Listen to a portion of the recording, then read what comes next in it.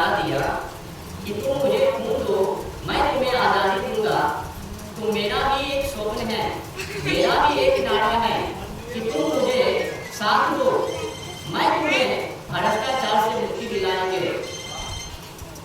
तो सरकार करने के लिए हम लोगों ने संकल्प उठाना है। भले ही संकल्प को पूरा करने के लिए जो भी करना पड़े हम करने के लिए तैयार हैं। बस लोगों का विचार, लोगों का सपोर्ट, लोगों का एकता हम लोगों के पक्ष में रहे, हम लोगों के हित में रहे। मैं जल्द ही हर एक सिस्टम तक पहुंचूंगा और आप लोगों को भ्रष्टाचार हो या फिर पुलिस प्रशासन के द्वारा गरीबमंदों के ऊपर अत्याचार हो या फिर कानून व्यवस्था हो या फिर न्यायाधीश मूर्ति के द्वारा काला न्याय व्यवस्था हो, वहां तक हम लोग चाहते हैं कि अगर आज आप लोग हमें साथ दोगे तो यकीन मानिए हम लोग वहां तक पहुंचेंगे। और मैं कुछ धर्म पर भी विशेष चर्चा कर लेता हूँ। जैसा कि मैंने पिछले व्यवस्था में आप लोगों को बताया कि तमिलनाडु में दशहरे के अवसर पर भगवान श्री राम जी की प्रतिमाओं को दहन किया गया। क्या आप लोगों को पता है? नहीं है? अब समझिए, ये देश हिंदुओं का है, ये देश बहुसंख्या हिंदुओं का है।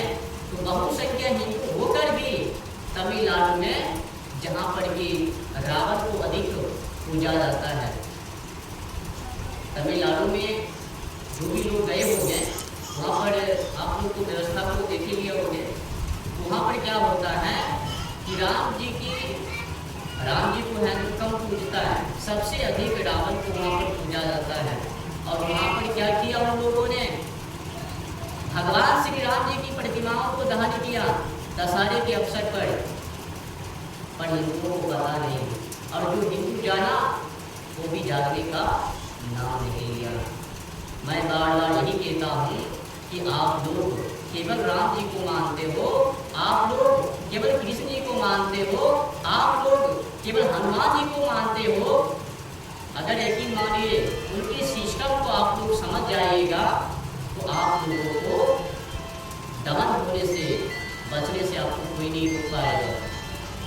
राम जी को देखिए, हाथों में क्या है? बाण है ना? हनुमान जी के हाथों में देखिए क्या है? गदा है। कृष्ण जी के हाथों में क्या है? बांसुरी भी है। वो तो कहता है मैं केवल मधुर बांसुरी को बजाकर तुम लोगों को आनंदित नहीं करता हूँ। मेरे हाथों में अगर एक हाथों में बांसुरी है तो दूसरे हाथ में सुदर्शन चक्र भी है। तो राम जी को भी देखिए, एक हाथ से मर्यादा वचन की बातें और दूसरे हाथों से जो विहीन बातें करता है, दुस्साहस करता है, उनको दंड देने की क्षमता परशुराम जी रखता है।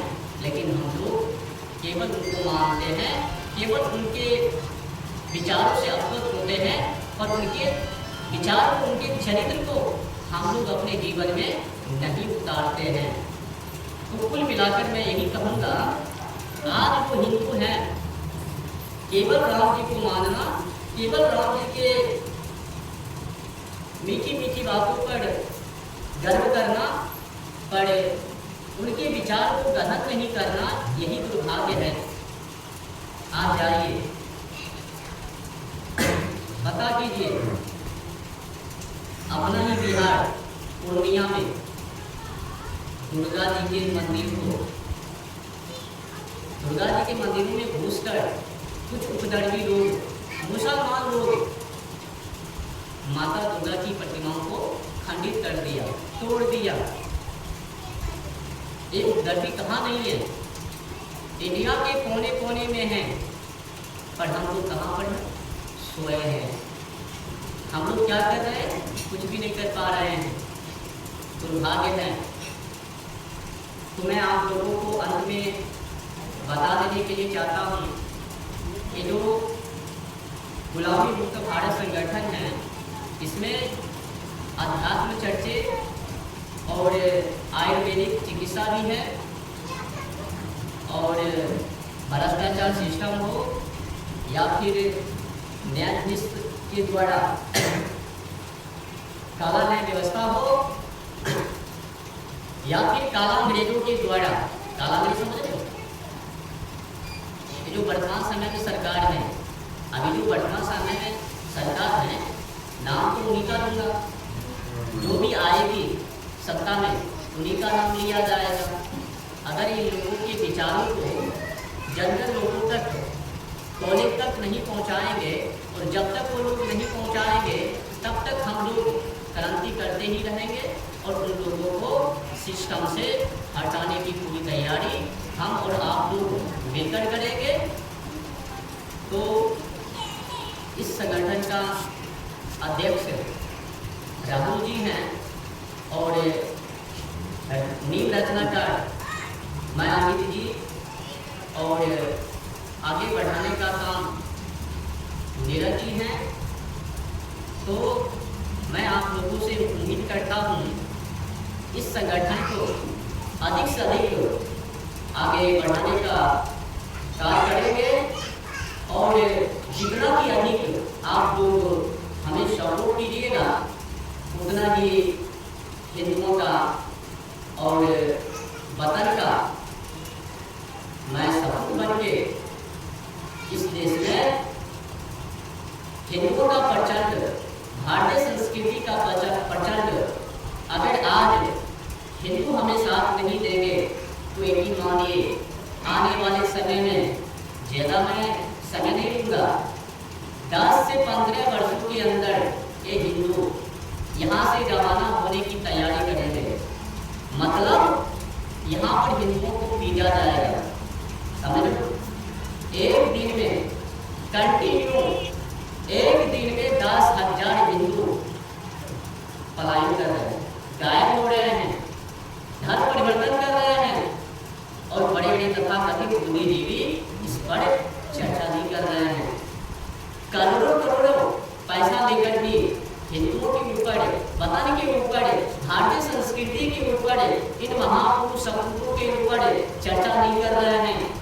दल को तो बना लिया, संगठन को तो बना लिया, इन महापुरुषों को जन जन लोगों तक, कॉलेज विद्यालय तक पहुंचाने का कार्य उन लोग नहीं कर रहे हैं। तो मैंने संकल्प ठाना है कि इन लोगों के विचार और हिंदुओं को कैसे रक्षा किया जाए, आने वाले समय में जो हिंदुओं के ऊपर विपत्ति, तो उससे कैसे निवारण पाया जाए, हिंदुओं को कैसे बचाया जाए, मैं आज से ही तैयारी कर रहा हूँ। अगर हिंदू आज अगर इग्नोर करेंगे, आज अगर इनकार करेंगे, तो यकीन मानिए अभी तो बंगाल मुर्शिदाबाद से कुछ राज्य से हिंदू पलायन किए हैं। हिंदुओं के साथ जो आज जोर जबरदस्ती किए जा रहे हैं, हिंदुओं को प्रलोभन देकर के हिंदुओं का धर्म परिवर्तन कर रहे हैं, उससे जल्द ही हिंदू अल्पसंख्या में आ जाएंगे। जब हिंदू अल्पसंख्या में आएंगे तो हिंदू मारे जाएंगे। पाकिस्तान में देखें हिंदू की क्या दशा दिशा है, बांग्लादेश में देखें, बांग्लादेश में आज हिंदू धर्म के लिए नहीं, राम जी के विचार के लिए नहीं, कृष्ण जी के विचार के लिए नहीं कर रहे हैं। हम मंदिर जाते हैं, पूजा पाठ करते हैं, नाम का भी जाप करते हैं, ध्यान भी करते हैं। जब उसे कहा जाए कि एक काम करो, राम जी के बगल में क्या है, श्री कृष्ण जी के बगल में क्या है, शिव जी के बगल में क्या है, तो चुप्पी साध ले, हमें पता नहीं। नंदी जी है, शिव जी के बगल में, कृष्ण जी के बगल में कौन है, गौ माता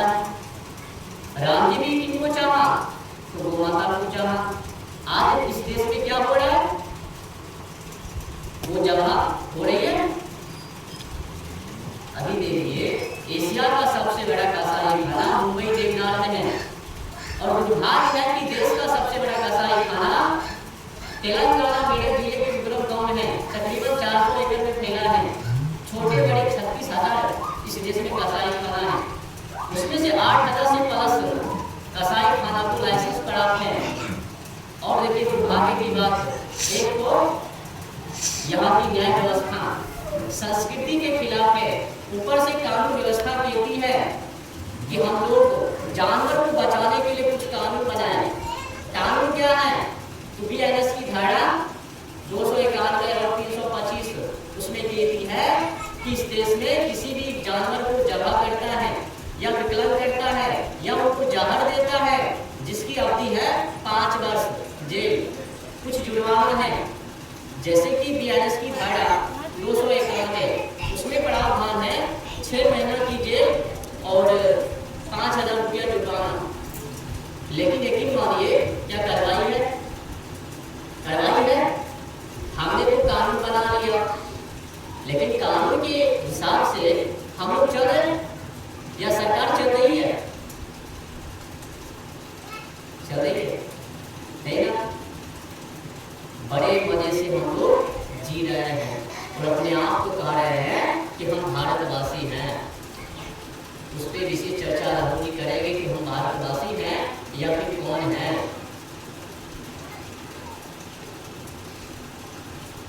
अपना स्वदेशी का पहचान हम लोगों में नहीं है। आज यकीन मानिए अगर गणना किया जाए तो हिंदू अल्पसंख्या में है। सैकड़ों हिंदू है, 80% जो गिनती में आती है ना, 80% हिंदू वो केवल गणना के लिए है, विचारधारा से परे नहीं है।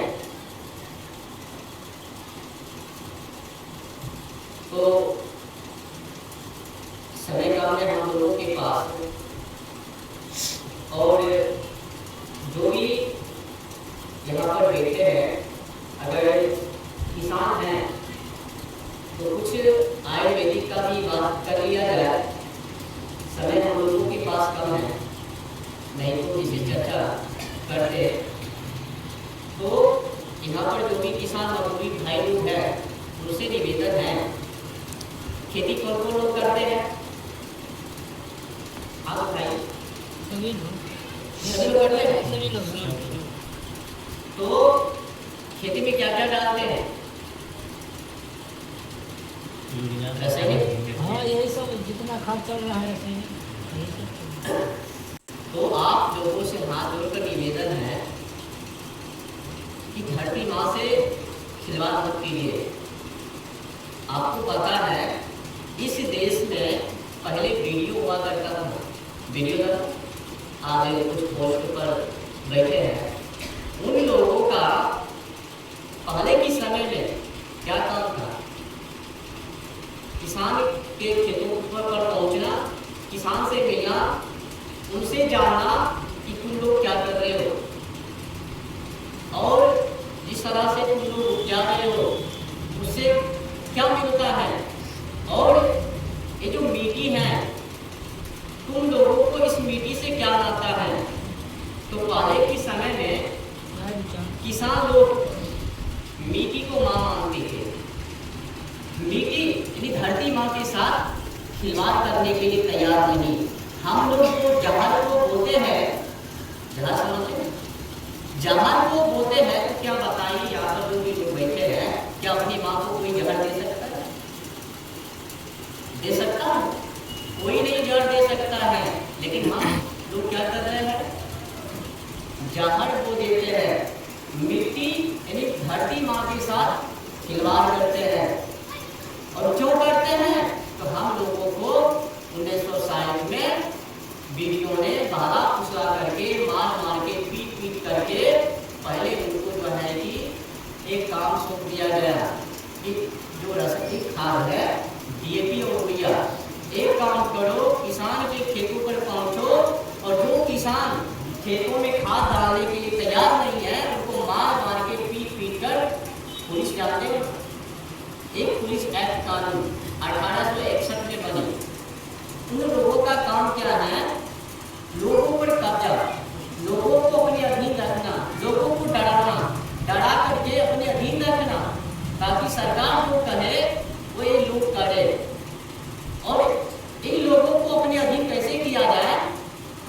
अर्थव्यवस्था से विहीन कर दिया जाए, नष्ट कर दिया जाए, कमजोर कर दिया जाए, ताकि ये लोग जो ही अर्थव्यवस्था से विलीन हो गए, अर्थव्यवस्था से नीच बन जाएंगे, तो लोग लड़ेंगे नहीं लड़ेंगे।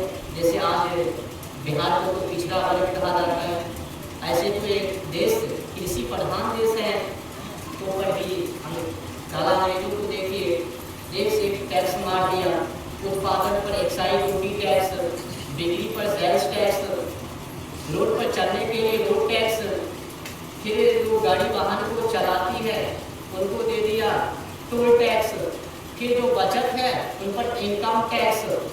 ऐसे कर करके एक काला अंग्रेजों ने 64 को टैक्स मार दिया। तो हम लोग क्या कभी रुकाएंगे? तो हम लोगों को खेत को मिट्टी है, उपज है, उनको भी बचाना है और साथ साथ में भ्रष्टाचार सिस्टम से भी लड़ना है। तो हम लोगों को क्या करना है? खेत को जो है कि एक जीवामृत खाद कहते हैं।